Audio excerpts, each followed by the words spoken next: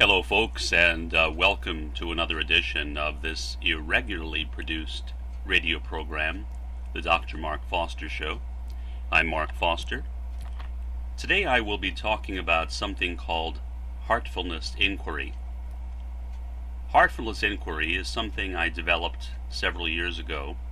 It was the major aspect of my emancipation from autism.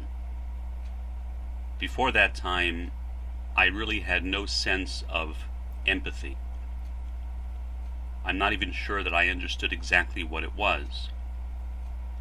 I remember as a kid contemplating at one point that I wasn't sure that I actually loved my parents.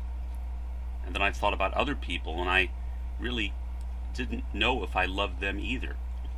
In fact, as far as I knew, I never really loved anybody.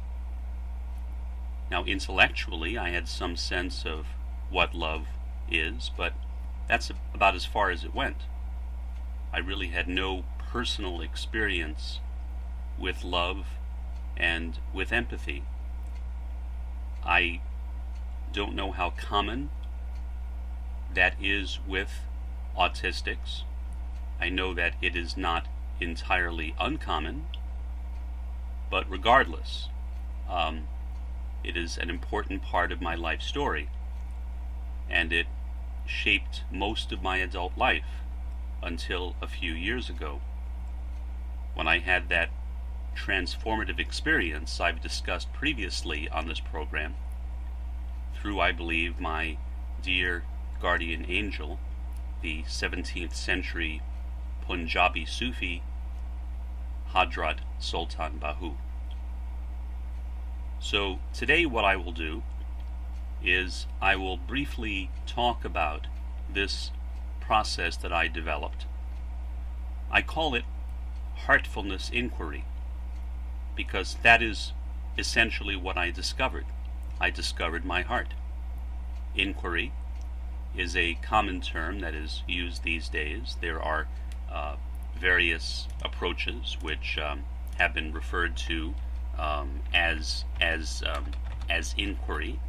For example, heuristic inquiry, individual lived inquiry, integral inquiry, mindful inquiry, intuitive inquiry, integrated inquiry, and organic inquiry.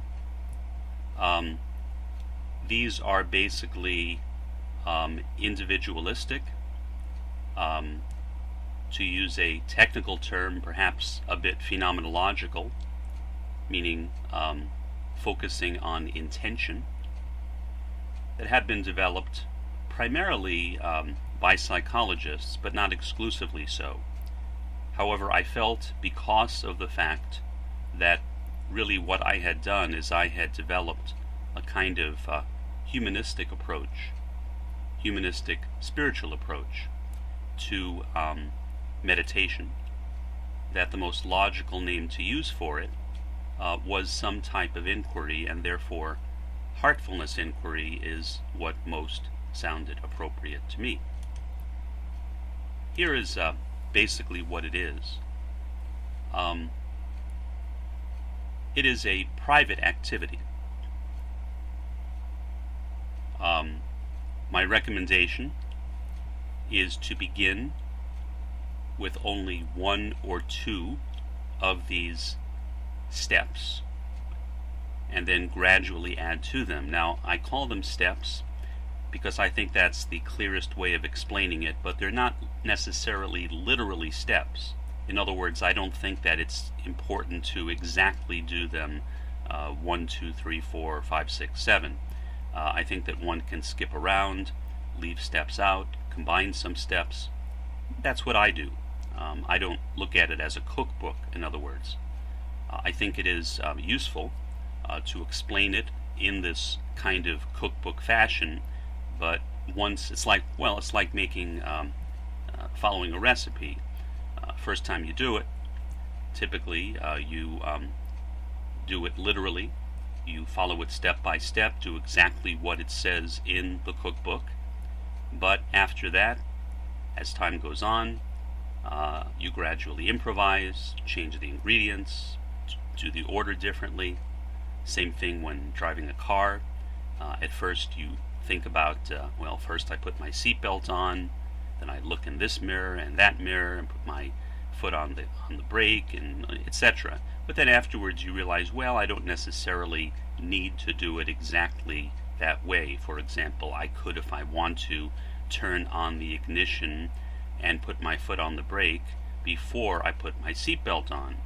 Of course, if you do that, at least in my car, you get this really annoying buzz, but certainly you can do it that way. It's not necessary to follow it literally in the way in which at least I learned it when I took driver's ed in high school.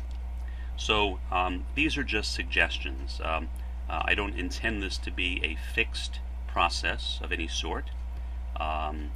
Certainly I would hope that anybody who would look at or consider this technique would add to it, would personalize it, and in other words would make this process their own. Okay, now what I'll do is I will begin by explaining the steps one by one. First step is heartfulness. What I mean by this is to have a pardon me, is to have a heart-centered awareness in the moment of your body and your surroundings. The point is that we all have a kind of stream of consciousness, which is our thoughts, our feelings, our insights. Be aware of that, but not in the sense of mindfulness exactly. In other words, not just by thinking about it, but by feeling it, by emotionally and spiritually relating to and identifying with your body and your surroundings. Some suggestions. While seated or reclined, wearing some type of comfortable clothing, tighten and release one by one any tense muscles. That is called progressive relaxation. You can roll your eyes up slightly and close them. If you like, meditate on the space between your eyebrows. Remain heartful of any senses and sensations, but avoid becoming distracted by them. Be aware of them, feel them, but don't allow them to totally take you over.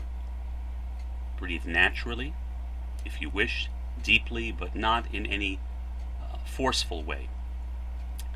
You might also try to touch yourself a few times on the forehead. That is a common approach used for hypnotic induction, getting people into a suggestible hypnotic state. The purpose of that is to become centered, refocused, and relaxed. You can also practice something called kinesthetic driving, kinesthetic referring to movement. That can include things like dancing, yoga, stretching exercises of other types. If you like, loosely cup one or both of your hands facing upwards and join together one of the other fingers. Be heartful of your pulse.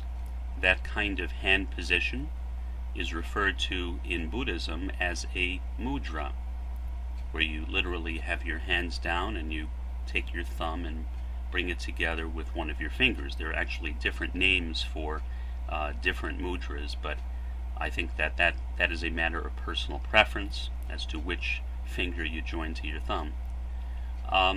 Find a place where you are not likely to be disturbed. If there are any background noises, however, be aware of them, welcome them if possible, but don't concentrate on them. There is a difference between sense impressions, which are inevitably all around us, and the annoyance which is often attached to them. It may also be useful to have in the background various meditative music and sounds. That is sometimes called sonic driving. So that, if that is helpful, play some music in the background. That's in fact what I normally do. I have various MP3 files that I've recorded that I have on my computer, and I will sometimes play those in the background as I am meditating. Second step is prayer. My suggestion is to concentrate whenever you wish on prayer, whether it's silent, spoken, even chanted, because meditation can amplify your emotions and sensations. It is really critical to create a positive and devotional attitude as the heart is opened. Prayer can do that. The focus of your prayer is not, in my view, as important as prayer itself, as long as one is aware of the differences in stations or positions between various individuals. I think that one can direct one's prayer anywhere. For example, one can pray directly to God.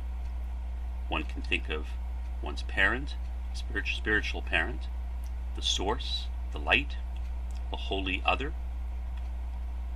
the beloved, eternal one, thou, as in Martin Buber's famous book, I and Thou, cosmic force, higher power, and so forth. You can also pray to God through the prophets or directly to a prophet. You can pray, if you are a Baha'i, by thinking about Abdul-Baha, the son and perfect exemplar of the Baha'i teachings. Sometimes when I pray, I actually pray literally to my parents. Pardon me. I also pray to other individuals. I pray to my spiritual mother, Elizabeth Thomas. I pray to my dear friend in the next world, Henry A. Weil. I pray to other people, my guardian angel, Ḥaḍrat Sulṭān Bāhū. And I even pray to the dear Universal House of Justice, the embodiment of justice in this world, and in my view, the reflection or embodiment of the Maiden, the Holy Spirit, at the top of Mount Carmel in Haifa, Israel. When praying, pour out and surrender your heart. Share your hopes, your joys, your sorrows. Prayer should be a conversation. Think about prayer as having a deep, intimate conversation with your dearest and most trusted friend. If you need to unburden your heart, my suggestion is to do so to one's prophet, to Baha'u'llah, to Jesus, to Muhammad, to Christ, to the Apostle Paul, etc. In other words, avoid gossip, avoid slander, avoid backbiting. Discover your family in the world to come, or community in the world to come. There are various individuals, most of whom I've known here, not all, who are in the next world now, that have become what I call my spiritual family, and I will frequently pray for them as well as pray to them. For example, if a person that I know or have heard of, like a celebrity that I've liked, has died, I will sometimes ask my spiritual family to welcome them into the next world, to intercede for them, to protect them. So that's my spiritual family, and I think that that is one way to have a very personal approach to prayer. Third step, watchful remembrance. Here one picks a word similar to the Hindu concept of a mantra, but referred to in Sufism as zikr. Zikr is literally a translation from the Arabic, is the Arabic word for remembrance, rather. And so one is remembering God. Remembrance or zikr does not need to be necessarily repeating prayers. It can refer to other things. But typically when the expression "let's do zikr," for example, is used, the reference is to reciting words or verses over and over again. Don't try to focus. That can become stressful. Instead, focus on the remembrance, on the zikr, as much as possible. Inwardly, not verbally. Chant songs, love songs, to your best beloved Lord. This activity and the previous step of prayer can flow into one another and back and forth. Suggestions: your eyes may be closed and rolled up slightly, or left open. Perhaps you might find it useful to stare at an object before beginning, and again when ending. Briefly rest quietly with your eyes shut. However, if you are doing something that is hazardous, like driving or working on heavy machinery, be cautious or moderate in your remembrance. To recall the remembrance, or its melody, it can be said vocally before beginning. In my experience, the rhythm and maintaining that rhythm is much more important than a clear mental pronunciation. The remembrance should be recited, chanted, or listened to in your mind, but lip-syncing or even softly whispering along is fine, in my view. Critical thinking, including solutions to problems, may occur to you during the remembrance.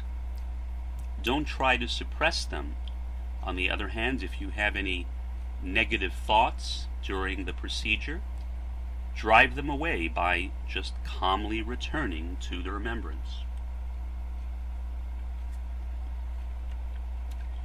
You can also get into these habits, and I don't necessarily recommend them. In fact, some of them, the first one in particular, I intentionally do not do because I found that it aggravates my OCD.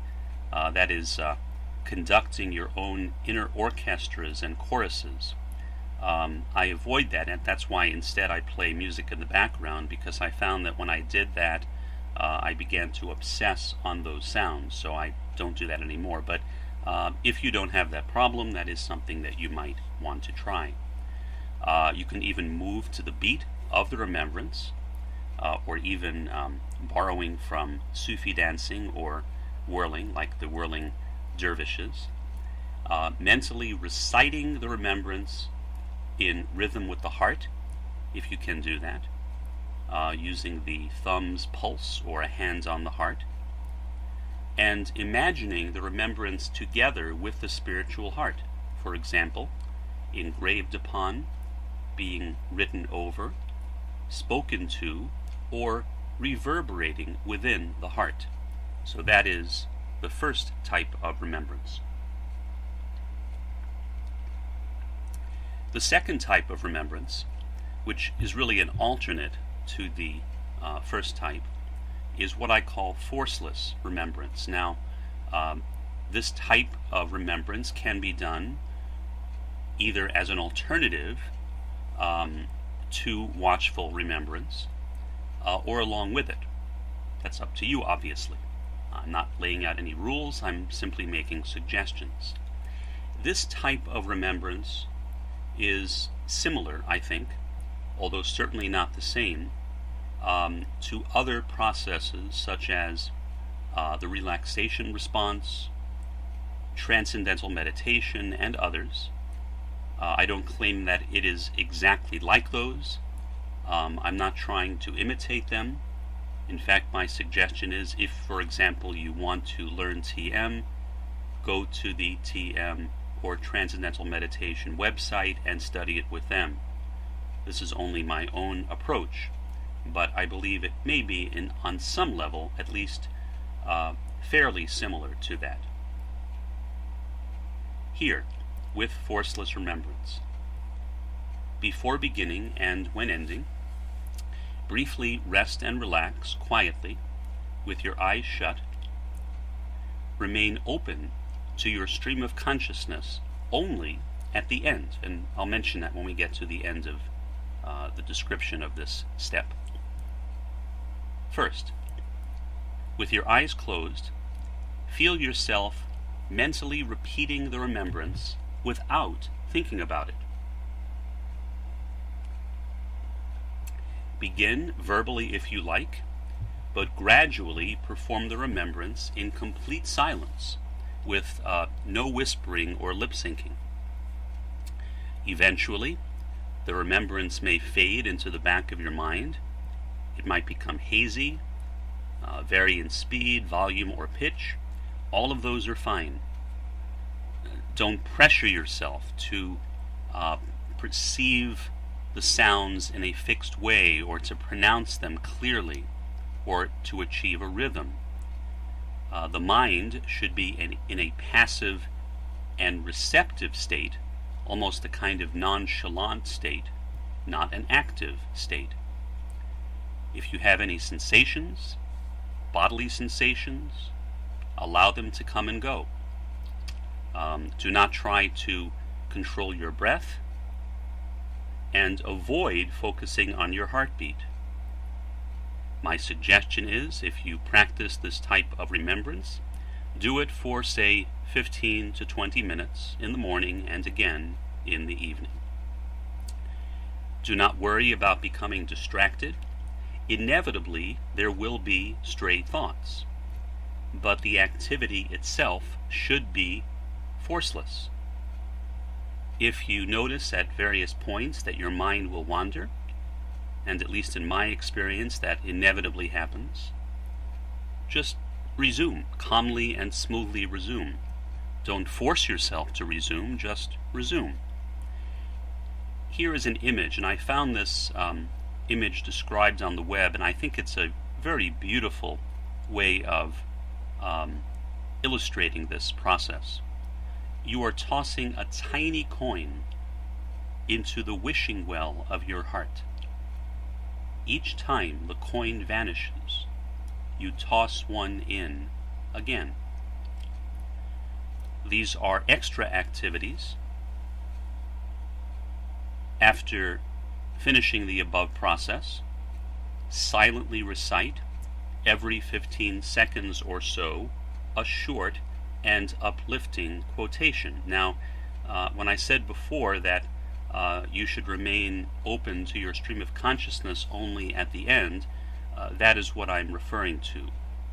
When you are reciting that uplifting quotation, that is a time to think about and reflect on the quotation. Focus on your spiritual heart, and when I say spiritual heart, I mean literally the heart center, whether it's the center of your chest, the left of your chest. Visualize that as being your heart in some sense. Then read from a holy text. Conclude by inwardly reciting one or more remembrances or mantras, while becoming heartful of the attributes of God and the attributes of various created things. Okay, the fifth step. This is contemplation. Contemplation is basically thinking about a particular thing in depth. It is focusing on something, like using your imagination, a creative or meditative use of the imagination. At least that's how I use the term contemplation, kind of creative imagination. Please, at least my suggestion, avoid using any type of extrasensory perception, or ESP. It's become very popular these days. Remote viewing, for example. My suggestion, don't do it. The psychic faculties, from a Baha'i perspective, are intended for the next world, not for this one. Certainly we have this psychic field, whether it's perceived as an aura or a ghost or an orb, but it's there, but it's not meant to be developed in this world. In my view, this psychic field will in effect take over many of the functions of what is referred to in the Baha'i texts as the rational faculty, the rational soul, or the human spirit. It'll be a mechanism of communication, perhaps of transportation in a figurative sense. So developing those psychic faculties here, literally, according to Abdu'l-Baha, interfere with the soul's condition in the next world. So my suggestion, again, do not do that. Instead, focus on more spiritual things, not on gaining Gnostic information or mystical information. Pardon me again. Here are some suggestions. You contemplate on Baha'u'llah as the best beloved, Arabic, al-Mahbub. He, the individual soul, is your personal God. He is your adored one. Imagine him, feel him, and his perfections enter your heart. Make him your lover. Hug him tightly, kiss him, stroke his hair, and speak to him. Nothing in life, in my opinion, ultimately matters except for loving the dear best beloved of all worlds. I pray that I have the blessing of meeting Baha'u'llah on the other side. The term I coined for this practice is Tasawwur al-Kalamat, which is Arabic for conceptualizing the perfections. Another possibility for contemplation: heartfully envision an image of Abdu'l-Baha. If you don't have one, by simply putting Abdu'l-Baha into Google or Bing or another search engine, the images, like say go to images.google.com and type in Abdu'l-Baha, ABDU''L-BAHA, you will see a lot of pictures of him. Find one that is especially pleasing to you and begin to familiarize yourself with it and visualize it with your eyes closed. Gradually, conceptualize only Abdu'l-Baha's perfections and virtues. If you like, you can feel your heart center becoming susceptible, near, and attracted to Abdu'l-Baha's wonderful example. Being firm in Baha'u'llah's covenant includes loving the center of that covenant, who is Abdu'l-Baha.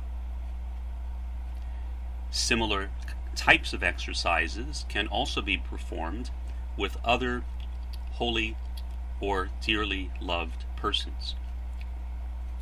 Another contemplation possibility: smile while contemplating the heart center, or to put it another way, without thinking how to do so, smile at your heart. Now, I cannot claim credit for that. I picked that up from another source. However, when working, exercising, and so forth, you may simply keep your attention on the heart center,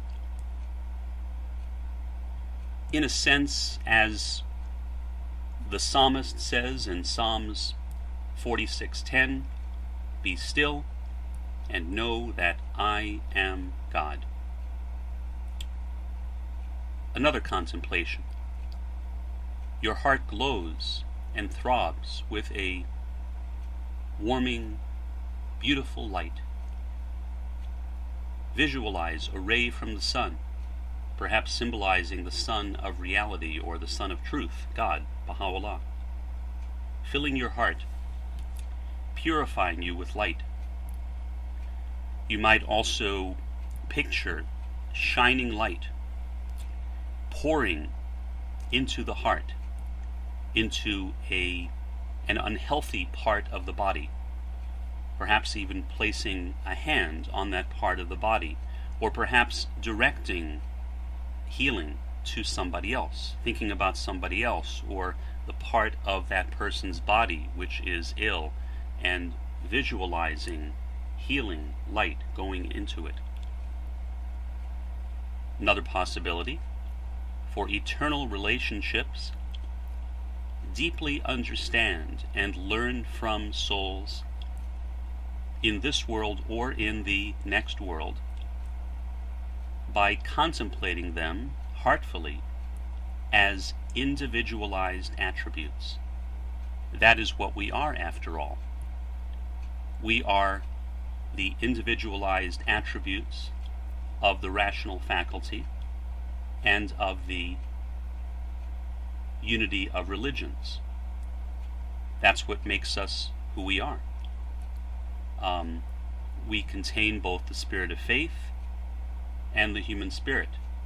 There are not, in my opinion, different human spirits and different spirits of faith. There's only one. There's one human nature.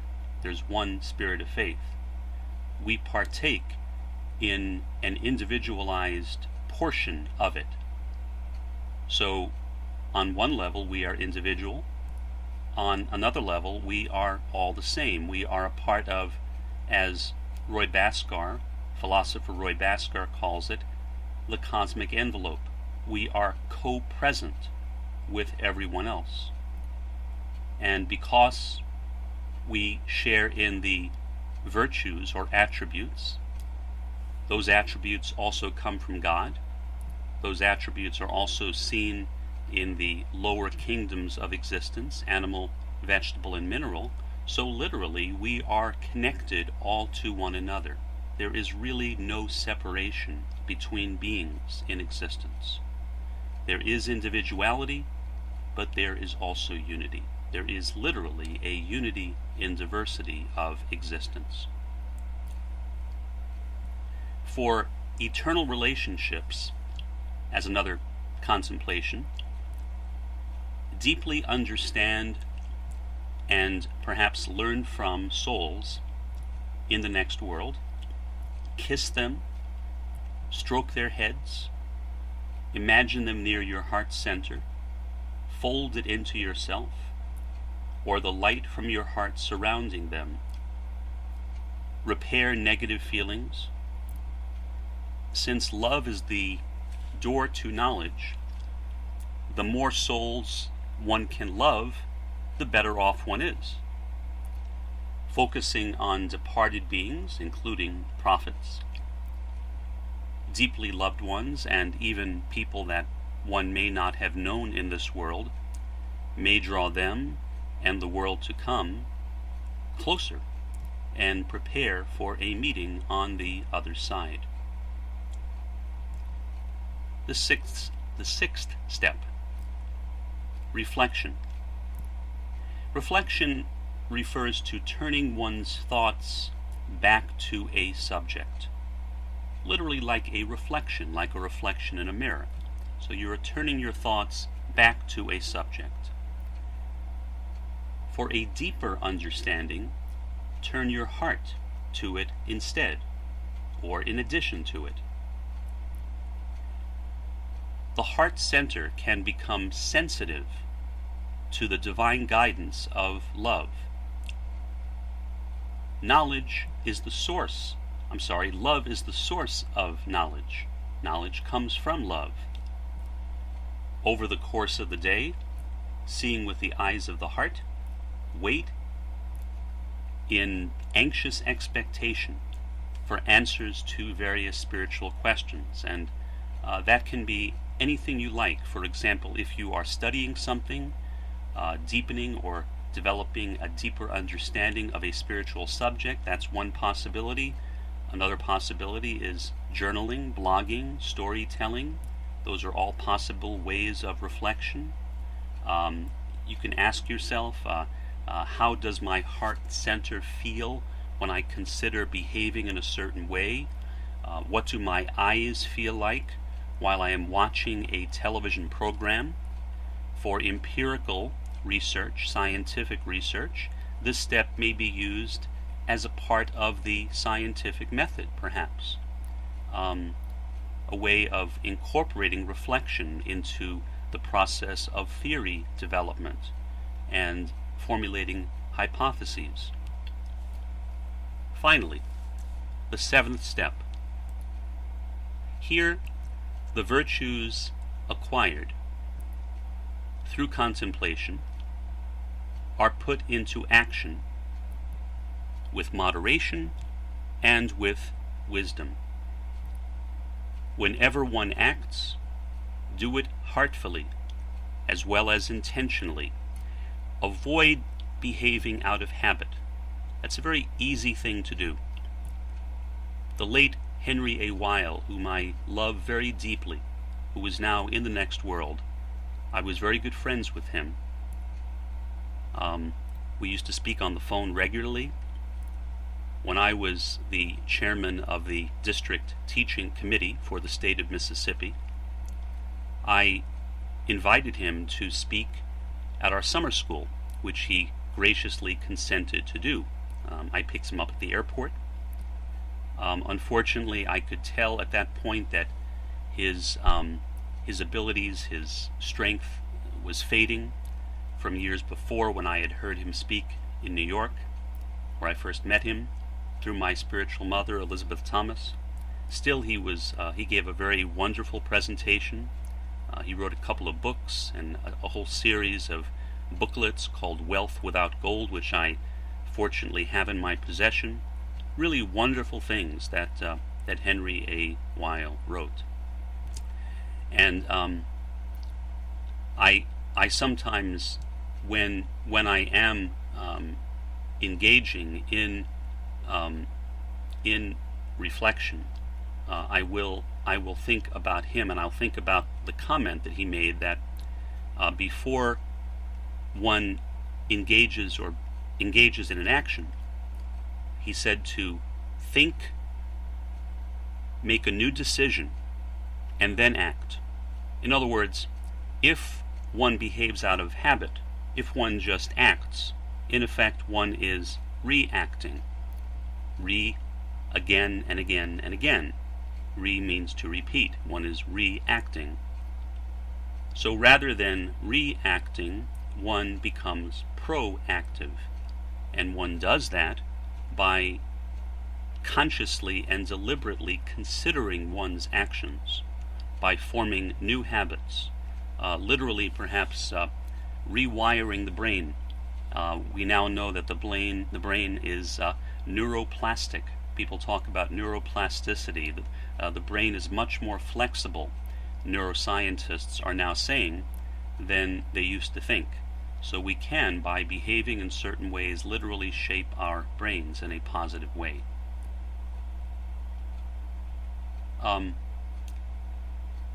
Service, or giving from the heart, should not be mistaken for being servile. Being servile is bootlicking, or perhaps being bullied, manipulated, treated like a doormat. That is not being of service. You're not serving somebody if you allow them to treat you that way.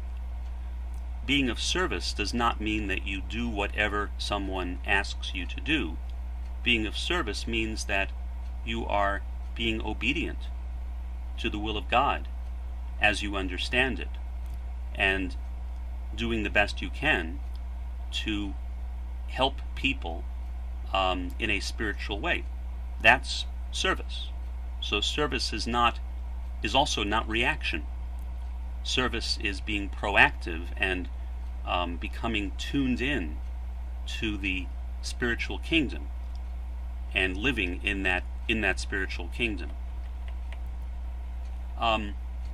Some writers, as an afterthought here, have made a variety of suggestions for meditation, and I will mention these.